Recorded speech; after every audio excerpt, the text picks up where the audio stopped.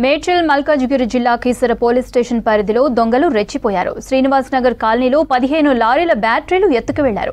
పోలీసులకు ఫిర్యాదు చేసినా పట్టించుకోవడం లేదని ఆవేదన వ్యక్తం చేస్తున్నారు బాధితులు. దొంగలను పట్టుకుని తమకు న్యాయం చేయాలంటున్నారు. మళ్ళీ ఇప్పుడు బ్యాటరీలు పోయినాయి 2 బండ్లుది. ఇప్పుడు మొత్తం 15 బండ్లు బ్యాటరీలు పోయినాయి.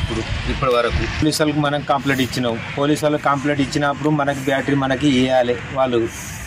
ఇప్పుడు ఏం చేయాలి? ఇప్పుడు బండి నింపడానికి పోతుండే ఇక బ్యాటరీలు ఇట్లా అయిపోతున్నాయి. అది మనం వాళ్ళకి పట్టించుకొని దొంగలు పట్టించుకొని నాకు బ్యాటరీ ఇవ్వాలి. రాత్రి దొంగలు వచ్చారు.